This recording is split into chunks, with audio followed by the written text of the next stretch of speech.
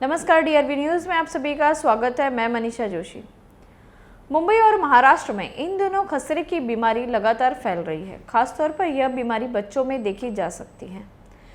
तो इस सिलसिले में डीआरवी न्यूज़ ने खास बातचीत की डॉक्टर राकेश गुप्ता से, जो एक होम्योपैथिक डॉक्टर है।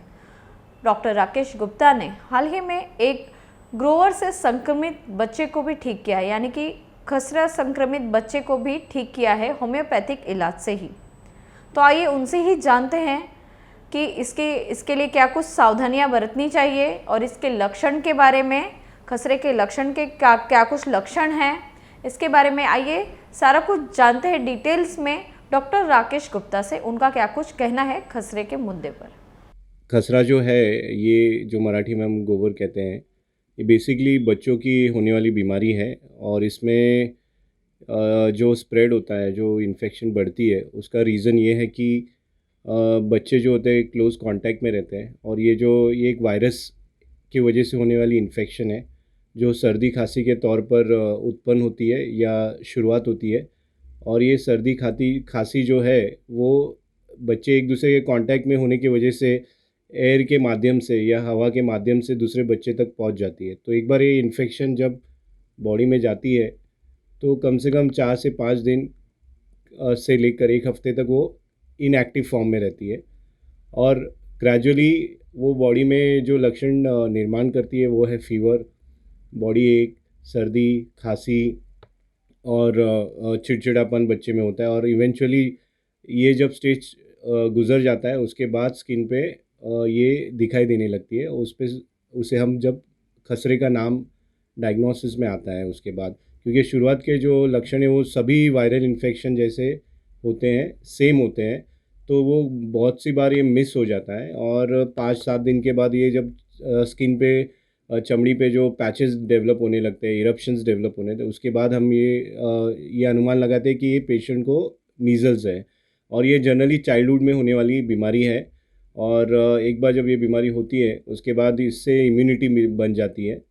तो वापस फिर ये लाइफ में बहुत कम लोगों को दूसरी बार होती है, या फिर किसी बार कभी भी ये वापस लौट के नहीं आती है। तो इससे इम्यून सिस्टम डेवलप हो जाता है, तो फिर से मीज़ल का इन्फेक्शन बड़े लोगों में जनरली दिखाई नहीं देता है। सो बेसिकली पहली बात तो ये है कि जब कभी भी बच्चे को वायरल के लक्षण नज़र आते हैं, तो उस बच्चे को ऑब्ज़र्व करना बहुत ज़रूरी है और बाकी बच्चों के कॉन्टैक्ट से दूर रखना बहुत ज़रूरी है। फिर अपने बच्चे को स्किन पे निशानी या इरप्शंस वगैरह डेवलप हो रहे हैं या खसरे जैसा लक्षण आ रहा है, तो ये उस दौरान उस अपने बच्चे को दूसरे बच्चों के साथ मिक्स नहीं होना चाहिए। क्योंकि अगर वो बच्चे के साथ मिक्स होगा, तो एक बच्चा जब इन्फेक्शन के अधीन होता है या इन्फेक्शन उसे होती है, तो वो बाकी के 20-25-30 बच्चे जिन बच्चों के कांटेक्ट में आता है, वहाँ तक वो इन्फेक्शन स्प्रेड होता है।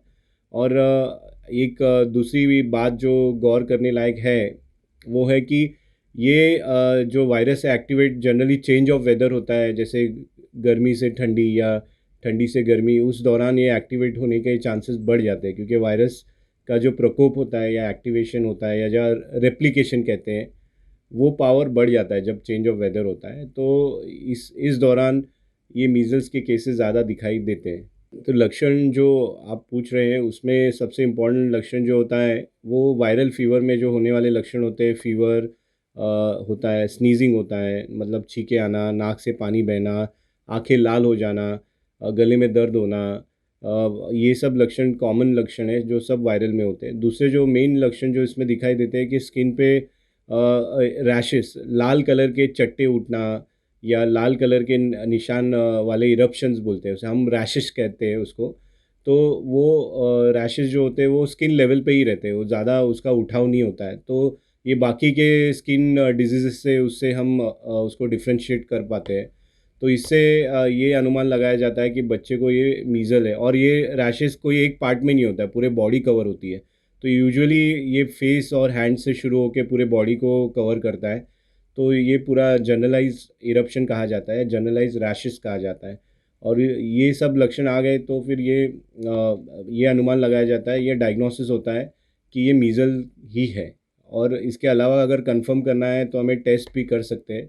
बट 90% ऑफ द टाइम कोई भी डॉक्टर सिर्फ देख के उसका डायग्नोसिस कर सकता है, उसको टेस्ट की ज़रूरत नहीं पड़ती है। जो ट्रीटमेंट है, जिस तरह से मैंने आपको पहले समझाया है कि बेसिकली इसमें एक्चुअली डेफिनेटली कोई ट्रीटमेंट ही नहीं है। खसरा जो होता है एक वायरस है, वायरस का कोई इलाज जनरली नहीं होता है, और हर कोई डॉक्टर उसको सिम्टोमेटिक ट्रीटमेंट करके ही ट्रीट करता है। मतलब जैसे फीवर है तो फीवर की दवा देना, या पेन है तो पेन की दवा देना, इस तरह के दृष्टिकोण से ट्रीटमेंट की जाती है। मगर होम्योपैथी में जो बीमारी है, जो खसरा है, उसको हम अच्छे से दवा दे सकते हैं, क्योंकि होम्योपैथी ये सब पहलू को कवर करती है, और एक मेडिसिन हम ऐसी सिलेक्ट करते हैं जिससे ये सब प्रॉब्लम्स उसमें इंक्लूड होके हम उसमें पेशेंट को टैकल कर सकते हैं। जैसे हम जानते हैं कि ये बचपन की होने वाली बीमारी है, जो यहाँ पे मौजूद है हर किसी को हो चुकी है।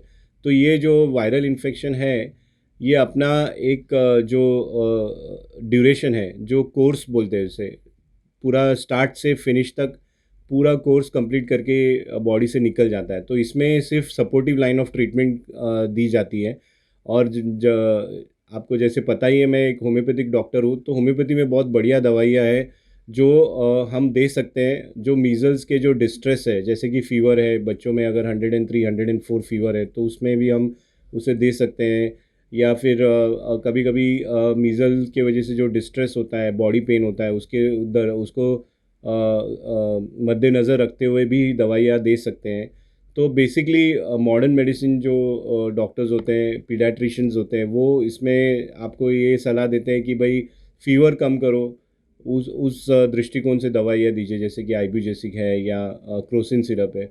मगर हमारे होम्योपैथिक दृष्टिकोण से हमारे पास बहुत सारी मेडिसिन है जो हम इन पेशेंट्स को दे सकते हैं, और जिससे पेशेंट को ये तकलीफ़ में आराम मिलता है, और जो ड्यूरेशन ऑफ द डिज़ीज़ है वो भी कम हो जाती है। मतलब अगर पेशेंट को बीमारी 10 दिन चलने वाली है तो 3 या 4 दिन में हम उसको टैकल कर लेते हैं, और कॉम्प्लिकेशन रेट्स भी बहुत कम हो जाते हैं। कभी कभी मीज़ल्स की वजह से कॉम्प्लिकेशंस भी होते हैं। मीज़ल्स में कॉम्प्लिकेशंस जो होते हैं वो लंग इन्वॉल्वमेंट होना, या निमोनिया में उत्पन्न होना, या फिर कभी कभी ये वायरस ब्रेन की तरफ भी फैलाव करता है। तो ये सब जो कॉम्प्लिकेशंस है उसे भी हम रोक सकते हैं या लिमिट कर सकते हैं। तो सुना आपने डॉक्टर राकेश गुप्ता ने, खसरा हुआ तो क्या सावधानियां बरतनी चाहिए और उसके लक्षण क्या क्या है, और बच्चों में किस तरह से सतर्कता सावधानियां रखनी चाहिए, इस पर क्या कुछ कहा। ऐसी खबरों के लिए देखते रहिए DRV न्यूज़। DRV न्यूज़ को लाइक करना, सब्सक्राइब करना, शेयर करना, कमेंट करना बिल्कुल न भूलें। फिलहाल के लिए मुझे और मेरी DRV टीम को दीजिए इजाज़त। धन्यवाद।